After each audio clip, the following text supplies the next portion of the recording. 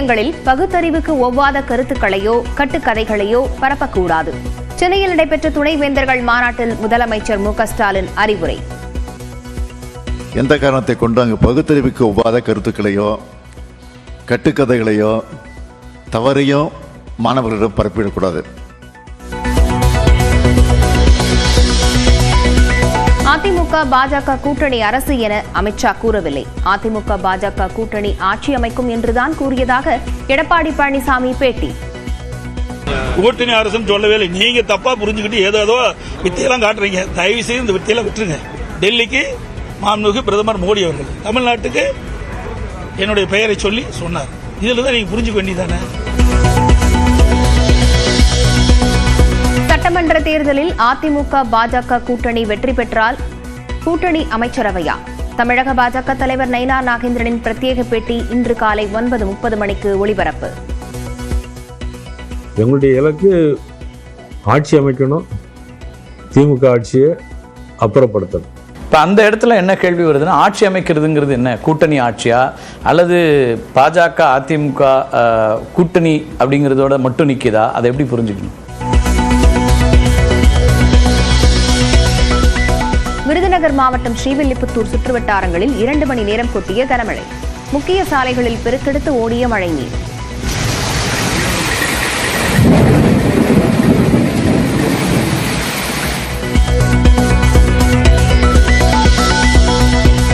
கனமழையால் கோயம்பேடு சந்தைக்குள் தேங்கிய நீர்.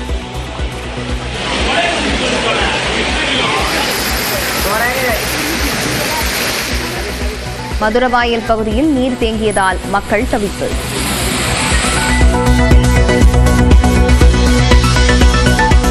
ஊரக மற்றும் நகர்ப்புற உள்ளாட்சிகளில் மாற்றுத்திறனாளிகளுக்கு நியமன பதவி. சட்ட முன்வடிவுகளை தாக்கல் செய்தார் முதலமைச்சர் மு க ஸ்டாலின். நாட்டில் இருக்க அனைத்து உள்ளாட்சி அமைப்புகளையும், அதாவது கிராம ஊராட்சி, ஊராட்சி ஒன்றியங்கள், பேரூராட்சி, நகராட்சி மற்றும் மாநகராட்சிகளில் மாற்றுத்திறனாளிகள் நேரடியா தேர்தலில் போட்டியிடாம நியமன முறையில் உறுப்பினராகப்படுவாங்க.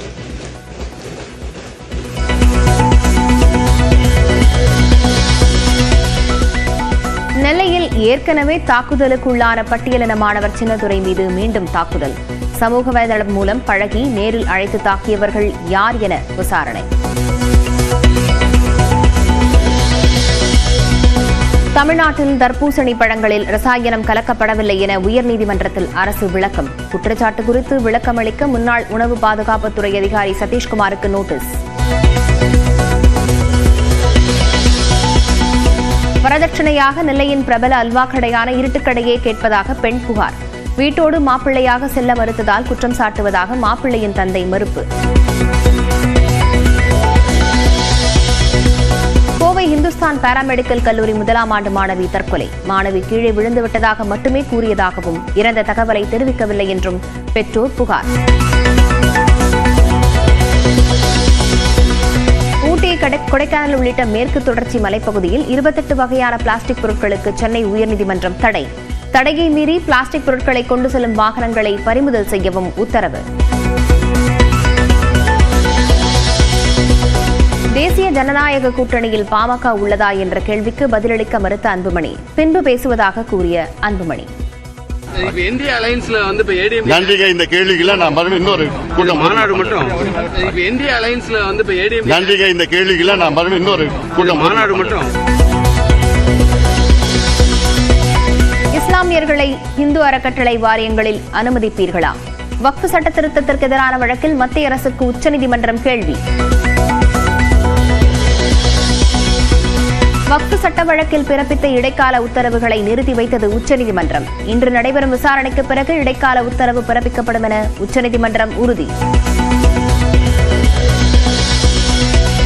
கல்வி நிறுவனங்களில் இடம்பெற்றுள்ள சாதி பெயர்களை 4 வாரங்களில் நீக்க உயர்நீதிமன்றம் ஆணை. சாதி பெயரை நீக்காவிட்டால் அங்கீகாரத்தை ரத்து செய்யவும் உத்தரவு.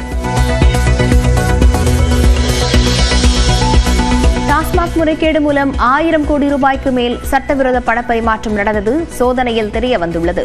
சென்னை உயர்நீதிமன்றத்தில் அமலாக்கத்துறை தகவல். 71,000 நெருங்கியது 1 சவரன் தங்கத்தின் விலை. ஒரே நாளில் 760 ரூபாய் உயர்ந்து 70,520 ரூபாய்க்கு விற்பனை. IPL தொடரில் சூப்பர் ஓவரில் ராஜஸ்தானை வீழ்த்தியது டெல்லி. 10 புள்ளிகளுடன் மீண்டும் முதலிடத்துக்கு முன்னேற்றம். காங்கோ நாட்டில் படகு தீப்பிடித்து பயங்கர தீ விபத்து. 50க்கும் மேற்பட்டோர் உயிரிழந்த நிலையில் காணாமல் போனவர்களை தேடும் பணி தீவிரம்.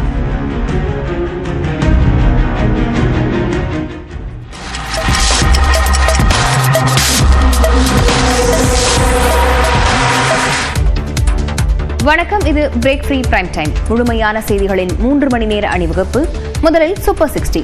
இன்றைய நாளில் அறிய வேண்டிய அத்தனை செய்திகளின் விறுவிறுப்பான தொகுப்பு. முதலாவதாக, பள்ளி கல்லூரிகளில் அறிவியல் ரீதியான கருத்துக்களை மட்டுமே போதிக்க வேண்டும் என முதலமைச்சர் அறிவுறுத்தியுள்ளார். கல்வி நிலையங்களில் எந்த காரணத்தை கொண்டும் பகுத்தறிவுக்கு ஒவ்வாத கருத்துக்களையோ கட்டுக்கதைகளையோ மாணவர்களிடம் பரப்பக்கூடாது என்று முதலமைச்சர் மு.க.ஸ்டாலின் அறிவுறுத்தியுள்ளார். சென்னை தலைமைச் செயலகத்தில் பல்கலைக்கழக துணைவேந்தர்களின் ஆலோசனைக் கூட்டம் நடைபெற்றது. இதில் உரையாற்றிய முதலமைச்சர் மு.க.ஸ்டாலின் உலகெங்கிலும் தமிழ்நாட்டைச் சேர்ந்த பொறியாளர்கள் மற்றும் அறிவியலாளர்கள் பல்வேறு துறைகளில் தலைமை பொறுப்புகளிலும் ஆராய்ச்சி பொறுப்புகளிலும் சிறந்து விளங்கிக் கொண்டிருப்பதாக கூறினார். கல்வி நிலையங்களில் அறிவியல் பூர்வமான கருத்துக்களும் கல்வி மட்டுமே போதிக்கப்பட வேண்டும். எந்த காரணத்தை கொண்டு அங்கு பகுத்தறிவுக்கு ஒவ்வாத கருத்துக்களையோ கட்டுக்கதைகளையோ தவறையோ மாணவர்களிடம் பரப்பிடக்கூடாது. அறிவியல் ரீதியான உண்மைகளையும் உயர்ந்த மானுட பண்புகளையும் போதிப்பதுடன் மாணவர்களுடைய சமத்துவத்தையும் சமூக சமநீதியையும் கற்பிப்பதுதான் உங்களுடைய தலையாய கடமையாக இருக்கணும். பிரிவினையை தூண்டக்கூடிய கருத்துக்களுக்கோ நடவடிக்கைகளுக்கோ கல்வி நிலையங்களில் இடமில்லை என்ற முதலமைச்சர் அதில் எந்தவித சமரசங்களையும் நாம் ஏற்றுக்கொள்ள முடியாது என்று தெரிவித்துள்ளார். தமிழ்நாட்டில் அதிமுக பாஜக கூட்டணி அரசு அமையும் என அமித்ஷா கூறவில்லை என்று எதிர்க்கட்சித் தலைவர் எடப்பாடி பழனிசாமி தெரிவித்துள்ளார். அதிமுக பாஜக கூட்டணி ஆட்சியமைக்கும் என்றே அமித்ஷா கூறியதாக EPS விளக்கம் அளித்துள்ளார்.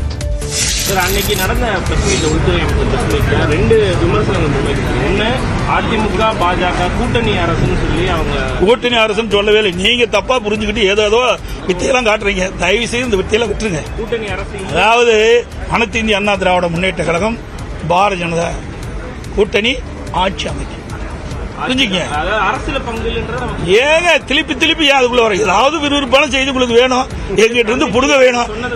அப்படிலாம் அவர் சொல்லவே இல்லை. திருப்பியும் சொன்னார், டெல்லிக்கு மாண்புமிகு பிரதமர் மோடி அவர்கள் தமிழ்நாட்டுக்கு என்னுடைய பெயரை சொல்லி சொன்னார். இதுல இருந்து நீங்க புரிஞ்சுக்க வேண்டியதானே. இதுல இருந்து ஏதோ அதுல கண்டுபிடிச்சு விஞ்ஞான மூளையெல்லாம் பயன்படுத்தி கண்டுபிடிக்கிற வேலையில விட்டுருங்க.